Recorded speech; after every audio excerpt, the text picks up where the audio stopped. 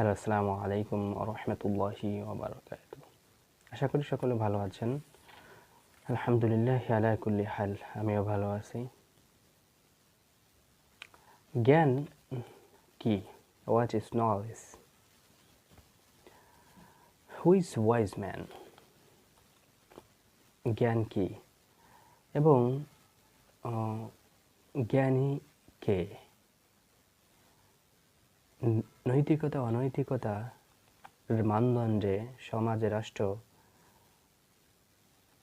কৃষ্টি, কালচার এগুলোর মানদণ্ডে একজন জ্ঞানী তার নীতিগত যে জ্ঞান এবং অনৈতিকত যে জ্ঞান, যেমন জ্ঞানী কে? যে ব্যক্তি জ্ঞান অর্জন করেছেন এবং সেটা নৈতিক পথে সেটার শিক্ষা অন্যকে দিয়েছেন বা সমাজ রাষ্ট্রে প্রতিষ্ঠিত করেছেন বা তার চিন্তা ভাবনায় মানুষের মাঝে প্রভাবিত করেছেন, এটা হচ্ছে নৈতিক জ্ঞান।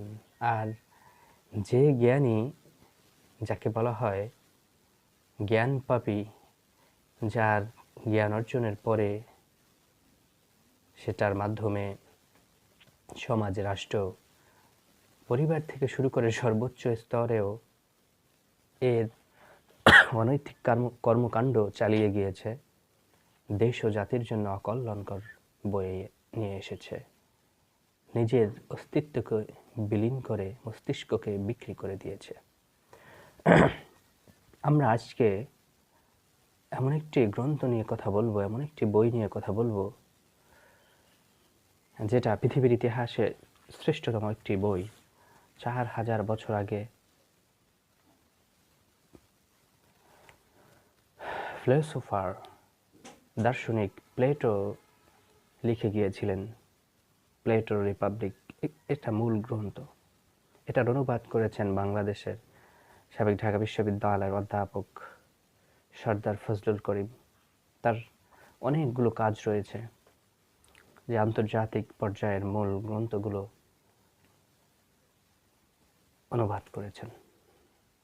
ধন্যবাদ, শুকরিয়া মহান ওই আল্লাহ তাআলার কাছে, যিনি তার বান্দাকে দিয়ে এত বড় একটা কাজ করিয়েছেন।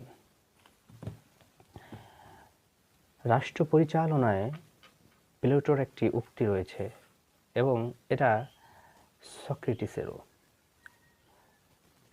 সক্রেটিসের ওই পরিণতির পরে প্লেটো একটা কথা বলেন যে রাষ্ট্রের পরিচালক হবে দার্শনিক, অথবা যে রাষ্ট্র পরিচালনা করবে তাকে দার্শনিক হতে হবে। তার ভিতর সেই দর্শন মানে সব জ্ঞানের যে আলো, এটা তার ভিতরে থাকতে হবে। পৃথিবীতে যদি কোনো রাষ্ট্রের প্রধান বা রাষ্ট্রনায়করা দার্শনিক না হয়, তাহলে সেই রাষ্ট্রের উন্নয়ন এবং শিক্ষা স্তব্ধ হয়ে থাকবে, স্থির হয়ে থাকবে, সেখান থেকে আর উন্নতির পথ খুঁজে পাবে না। তো আমরা আসি, প্লেটোর রিপাবলিক গ্রন্থ কি নিয়ে আলোচনা করেছে। আমি যদি মূলত প্লেটোর রিপাবলিক, এটা প্লেটো লিখেছেন সক্রেটিসের জবানে, কারণ কথাগুলো সক্রেটিসের এবং আরেকজন তার সাথে থেসিমেকাস ছিলেন, এদের কথোপকথনের মাধ্যমে হচ্ছে এই গ্রন্থটা। আমরা যদি একটু দেখি তাহলে আমরা দেখতে পারবো ন্যায়ের সংজ্ঞা। প্রতিটা চাকরিজীবী যারা চাকরি করে বা পেশাদারিত্বের সাথে তার দায়িত্ব পালন করে এবং পলিটিক্যালভাবে বা বিভিন্নভাবে রাষ্ট্রের সাথে জড়িত, তার এই বইটা পড়া উচিত। কারণ ন্যায় অন্যায়, রাষ্ট্র, ভালো রাষ্ট্র, খারাপ রাষ্ট্র, উন্নতি রাষ্ট্র এবং হচ্ছে কোন ধরনের রাষ্ট্র গুরুত্বপূর্ণ নাগরিকের জন্য এবং আমাদের রাষ্ট্রনায়কগুলো কেমন হবে, আমরা কিভাবে নির্বাচিত করব। আমরা যদি রাষ্ট্রনায়ক নির্বাচিত করতে ভুল করি, তাহলে এর মূল্য সকল নাগরিককে দিতে হবে। অতএব দেখি কোন কোন বিষয় এখানে লিখেছে। আমি এই যে মোরাল, মানে এই যে মোরালিটির যে কথাটা বললাম না, যে নীতি নৈতিকতা, এটা খুবই গুরুত্বপূর্ণ প্রতিটা কাজে। তো আমার জায়গা থেকে যতটুকু বলেছি, তারপরে এখন আমরা দেখব এখানে কি কোন কোন বিষয় নিয়ে আলোচনা করা হয়েছে। আলোচনার সূত্রপাত সিফালাসের ন্যায়ের সংজ্ঞা। আপনি ন্যায়ের সংজ্ঞা জানতে পারবেন অভিমত, কথা ও কাজে সততাই হচ্ছে ন্যায়। আমরা জানি কাজে শুধু কথায় আমি সৎ। আমাদের পলিটিক্যাল ব্যক্তিরা দেখবেন অনেক বড় বড় কথা বলে, অনেক আমলারা কথা বলে, এটা নয়, কর্মে সততাই হচ্ছে মূল পরিচয়। তারপরে ন্যায় হচ্ছে বন্ধুর প্রতি বন্ধুর, শত্রুর প্রতি শত্রুর। তারপরে ন্যায় হচ্ছে শক্তিমানের স্বার্থ, অন্যায় ন্যায়ের চেয়ে অধিক লাভজনক। হ্যাঁ, যে ব্যক্তি সৎ এবং মানে নীতি নৈতিকতা ন্যায্যের উপর আছে, সে দেখবেন যে তার জীবনটা খুব সাদাসিধে। কিন্তু যারা অন্যায়ের পথে আছে তারা খুব লাভজনক পথে আছে মনে হয় বাহ্যিক দৃষ্টিকোণ থেকে, কিন্তু অশান্তির বেড়াজলে তারা গভীর অন্ধকারে আটকে আছে, সেটা আমরা কখনো উপলব্ধি করি না। কিন্তু যে ন্যায়ের পথে আছে, আমরা যদি অন্তর্দৃষ্টি থেকে দেখি, দৃষ্টিকোণ থেকে, তাহলে দেখব তার মাঝে রয়েছে সুখ এবং সততার যে সর্বোৎকৃষ্ট উদাহরণ। আলোর মতো ঝকঝক করছে তার জীবনটা, ঝলমল করছে। এখনো স্থির হয়নি রাষ্ট্র গঠনের উপাদান। এই যে যারা রাজনীতি করে, তাদের জন্য যে কি পরিমাণ এটা গুরুত্বপূর্ণ। সমৃদ্ধ রাষ্ট্র গঠন এবং অভিভাবকদের শিক্ষা, 3 শ্রেণীর পারস্পরিক সম্পর্ক, রাষ্ট্রের ন্যায় অবস্থান, ব্যক্তির ক্ষেত্রে প্রয়োগ, মেয়ে এবং পুরুষের স্ব স্থান থেকে যে তাদের দায়িত্ব বা সমতা, যৌথ পরিবার ও বিবাহ, আদর্শ এবং বাস্তবের প্রশ্ন, দার্শনিকের সংজ্ঞা। দর্শনের দুর্নামের কারণ কেবল কল্পনায় নয়,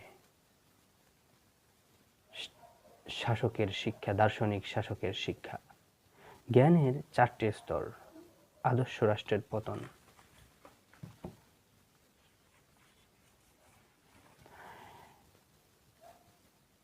কতিপয়তন্ত্র এবং কতিপয়তন্ত্রী চরিত্র, গণতন্ত্র এবং গণতন্ত্রী চরিত্র, স্বৈরতন্ত্র এবং স্বৈরতান্ত্রিক চরিত্র।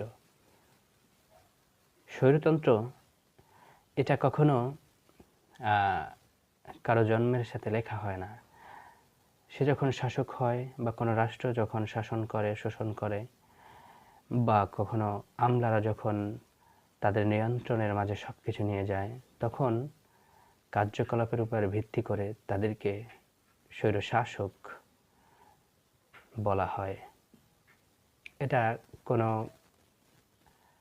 নির্দিষ্ট কোনো ব্যক্তি বা গোষ্ঠী বা রাজনৈতিক দলের প্রতি নয়, এটা যে কেউ হতে পারে, যে কোনো দল, যে কোনো জাতি হতে পারে। অতএব আমরা সংজ্ঞায়িত করতে ভুল করি, আমরা মানুষ চিনতে ভুল করি। দর্শন এবং কাব্যের বিরোধ। আপনারা হয়তো জানেন না যে দার্শনিকরা কাব্যের বিরোধিতা করত, কিন্তু কারণ কাব্য হচ্ছে এমন একটি জিনিস যেটা অধিকাংশ হচ্ছে মিথ্যা, মানে কাল্পনিক তৈরি করা, যেটা দিয়ে খুব একটা মানে মনোরঞ্জন হয়, তবে খুব একটা সমাজের মানে উপকার হয়, সব কাব্যে নয়। কিছু কাব্য তো অবশ্যই আছে, যেমন আমাদের বিদ্রোহী কবিতা বা আমাদের কাজী নজরুল ইসলামের কবিতা, এরকম। কিন্তু তখন তারা মনে করতো এগুলো দিয়ে রাষ্ট্র গঠন করা ওভাবে সম্ভব নয়। তো কিন্তু প্লেটো কিন্তু কবিতা লিখতেন, নাটক লিখতেন। তো যখন সক্রেটিসের মৃত্যুদণ্ডের রায় হলো এই যে হেমলক পান করে যে তার মৃত্যুবরণ করতে হবে, তখন ওখানে যারা ষড়যন্ত্র করেছিল, নাটকের মাধ্যমে নাটক মঞ্চায়ন করেছিল, কবিতা লিখেছিল তার বিরুদ্ধে, তখন প্লেটো রাগ হয়ে এসে তার কবিতাগুলো, নাটকগুলো সব পুড়িয়ে ফেলেছিল। এজন্য এরা মূলত কাল্পনিক জগতে থাকে। আর ফিলোসোফার বা দার্শনিকরা প্রতিটা বিষয় সম্পর্কে দর্শন করে, প্রতিটা বিষয় সম্পর্কে তারা বুঝে, আগে নিজের বোধগম্য হয় কিনা এরকম গবেষণা করে, একটা কাজ করার জন্য ভাবে আগে ওটার ভিতরে কি আছে, ওটার ইম্প্যাক্টটা কি পড়তে পারে, এই এফেক্টগুলো চিন্তা করে হচ্ছে তারা কাজ করে। এই জন্য যদি কেউ ফিলোসোফার হয়, চিন্তাশীল হয়, তাহলে তাহলে তার কাজগুলো খুব একটা ভুল হবে না, অধিকাংশ ক্ষেত্রেই সঠিক হওয়ার সম্ভাবনা বেশি। দেখেন, আমাদের বলা হয় পিএইচডি, এই যে ডক্টর ফিলোসফি, তো এটার ক্ষেত্রে এই যে দর্শন, এই দর্শনটা কিন্তু গুরুত্বপূর্ণ, কারণ সর্বোচ্চ স্তরের শিক্ষা হচ্ছে দর্শন জেনারেলি। অতএব আপনাকে রাষ্ট্র নিয়ে ভাবতে হবে। আপনি যেহেতু রাজনীতি করেন, রাষ্ট্র চিন্তা আপনার থাকতে হবে। প্লেটো, অ্যারিস্টটল, সক্রেটিস, এদের রাষ্ট্র জ্ঞান আপনাকে নিতে হবে, বা আপনি সবাই এটা পড়তে হবে। কার্ল মার্কস বলেন, মুসোলিনি বলেন, অথবা আমাদের নগর রাষ্ট্র থেকে শুরু করে জাতীয় রাষ্ট্র, অথবা অর্থনীতির ক্ষেত্রেও আমরা দেখতে পারি ভিন্ন ভিন্ন ক্যাটাগরিতে, যে ক্যাপিটালিজম, সোশ্যালিজম, সব আপনি এই বিষয়গুলো পড়লে আপনার ভিতর থেকে একটা পজিটিভ জিনিস বের হবে। আপনি যেটা নেগেটিভ মনে হবে এবং যেটা এখন এই সভ্যতার জন্য, আমার রাষ্ট্রের জন্য, নাগরিকের জন্য অ্যাপ্রোপ্রিয়েট নয়, আপনি সেটাকে দূরে রাখতে পারবেন।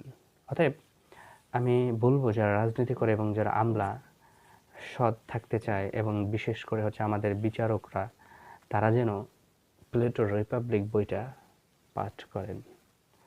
এটা পাঠ করলে আপনার দ্বারা কখনো অসৎ কাজ হবে না। রাষ্ট্রের উপকার ছাড়া একটা রাষ্ট্র গঠন, জাতি গঠনে আপনার যে অবদান সৃষ্টি হবে, এটা অনস্বীকার্য। অতএব আপনাদের কাছে আকুল আবেদন, যে বইগুলোই পড়েন না কেন, এটাকে আপনি প্রাধান্য দিন, বইটা পড়েন। আসসালামু আলাইকুম, ধন্যবাদ। সকলের সুস্বাস্থ্য কামনা ও দীর্ঘায়ু কামনা করে, সুস্বাস্থ্য দীর্ঘায়ু কামনা করে শেষ করছি।